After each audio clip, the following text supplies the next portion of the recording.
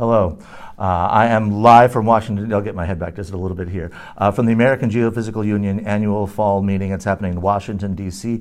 All this week. Today is day 2.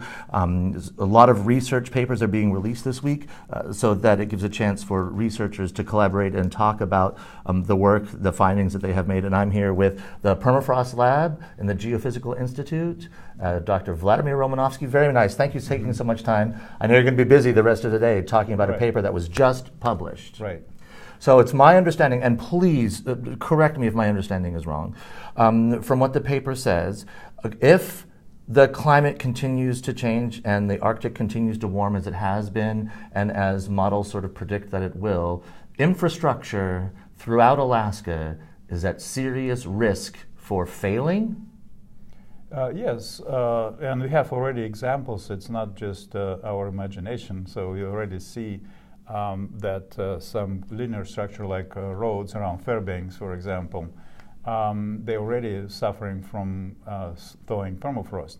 However, so far permafrost thawing is happening locally, but with further warming, permafrost will start to thaw in a larger areas and impacting on any kind of infrastructure based on this permafrost.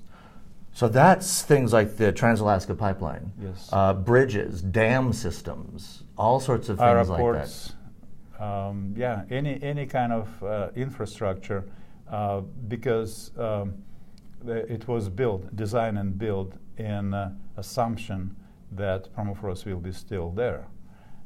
And pretty much 95 or even more % of all infrastructure in Alaska was built in this kind of under this kind of assumption.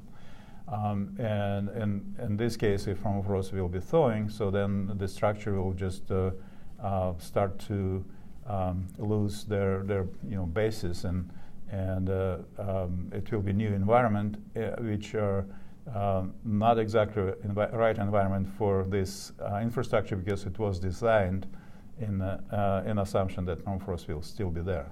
And some of the data you input into the model was if the Paris Climate Accord was one of the most strict climate change mitigation policy changes that was made recently, if that was adhered to as it is written, it would make no difference in what your models have shown. Well, what it says, really, this paper, that there is actually not that big difference between different climate scenarios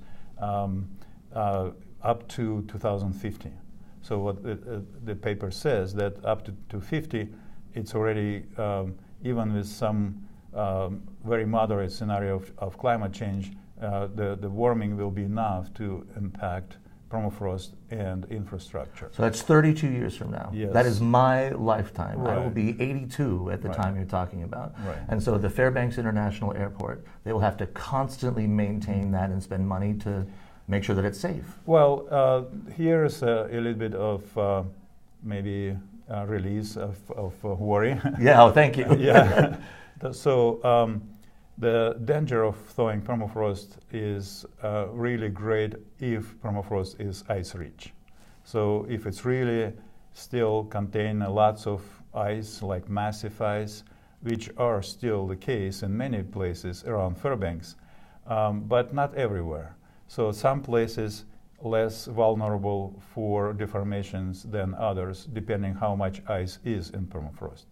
And just an example, people from Fairbanks know this permafrost tunnel, which showing huge amount of ice. It may be, I don't know, 40, 50, maybe 60 and 70% of volume of all frozen ground is ice. So if this kind of permafrost it will be thawing, then of course consequences will be dramatic. On the other hand, there is some areas around Fairbanks where permafrost, for some reason, for some historical reason of development of permafrost, is not ice-rich. So it could be some places even with silt, there is no pretty much excess ice. In this case, thawing of this kind of permafrost will have much less impact. Other places like gravel, like around, say, North Pole area where permafrost is in the gravel, and many places there is not much ice in it, and in this case, thawing permafrost will not produce as much as dramatic impact on infrastructure as in very icy permafrost, like in the Gulf Stream Valley, for example. That's interesting, because one of the things that I grew up hearing was about permafrost, but they don't discuss the different types of permafrost. So there's permafrost that's mainly ice itself, frozen water, and then there's frozen soil. That's different kinds of permafrost. And even where there is no ice at all, it's below 0 degrees Celsius, by definition it's still permafrost, and like bedrock. And bedrock, definitely, if there is no ice in bedrock, it doesn't matter if it's above 0 degrees Celsius, below 0 degrees Celsius, there will be no change. It's staying the same. It will stay the same. But things with the frozen water, that's the problem, risk. Because for water, of course, it's really a serious threshold. Frozen below 0 and liquid above 0. That's where we have the problems. So this is a great paper. It just came out today to present to policymakers. Is that sort of the next step for this paper? Well, yeah, and also for policymakers to just be aware about it and keep in mind that it's coming. And also for scientists, because the paper also showing that the model which was used for estimating dynamics of permafrost or changes in permafrost is still kind of simplified model. So for scientists, there is also very good kind of advice to continue to work on models and continue to make higher resolution models to be more reliable and give much more specific recommendations about changing permafrost and impact on infrastructure in the future. So it's not only kind of warning for policymakers and stakeholders, but also for scientists to continue to work in this direction. Permafrost is your career. It's your life's work, studying this part of our Earth's crust.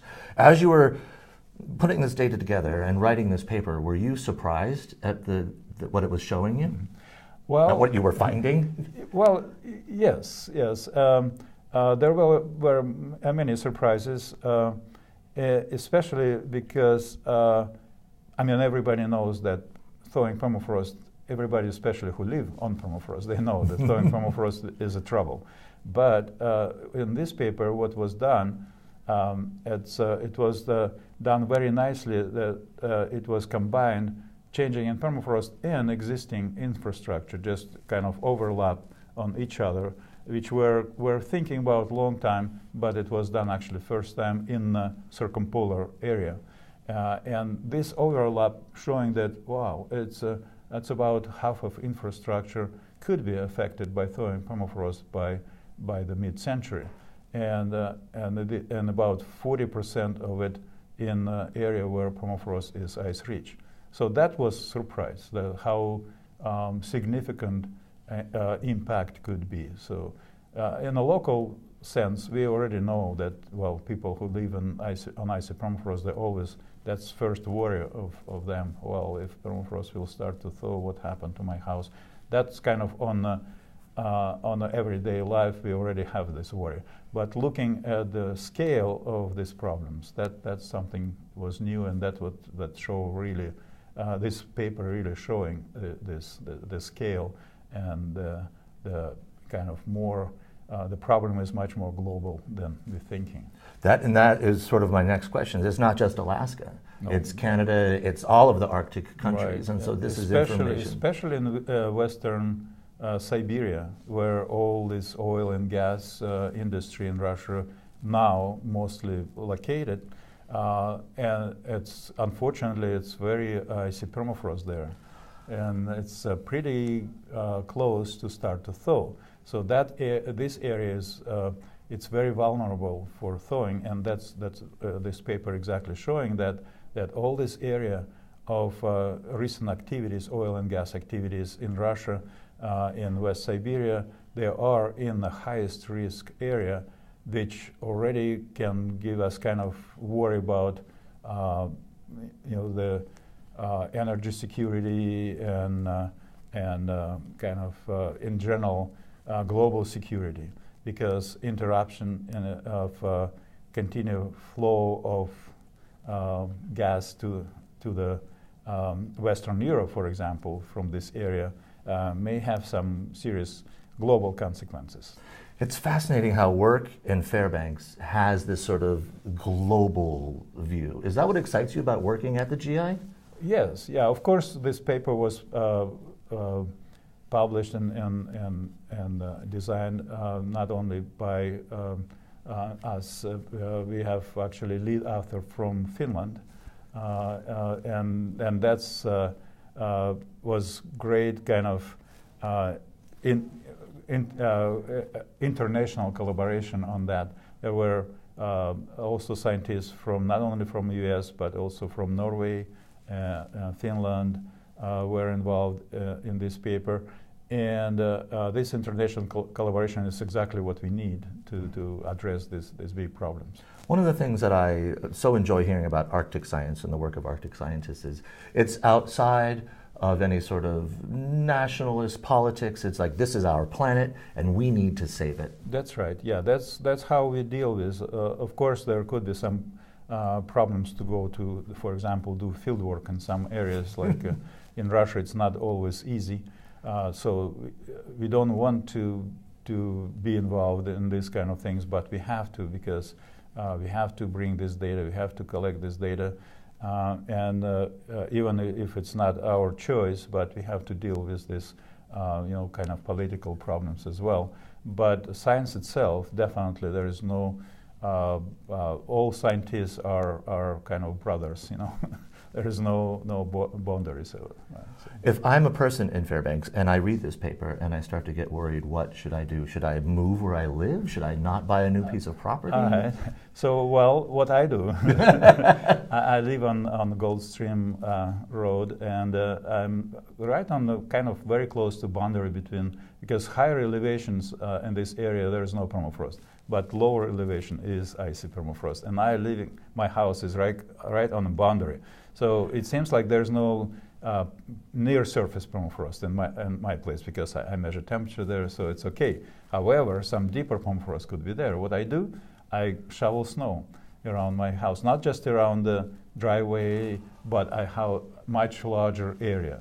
And moving snow during the winter, I develop this kind of cushion, which will be in the ground, in frozen ground, which will be thawing during the summer, and hopefully the heat will not penetrate too deep, and if any permafrost is deeper there, so it will stay much stable. So it's one just very simple. Of course, it's a little bit more work, but well, it's good exercise. So just make a snow pile, sort of make a snow blanket around the property. just remove the snow. Oh, just remove the snow. Remove the snow, because snow is very good blanket, like you said, and it keeps the warmth. It protects the ground from freezing, from cooling during the winter, and it's very effective blanket. So if you remove this blanket, you will get some good, cold impulse to your surrounding of your place,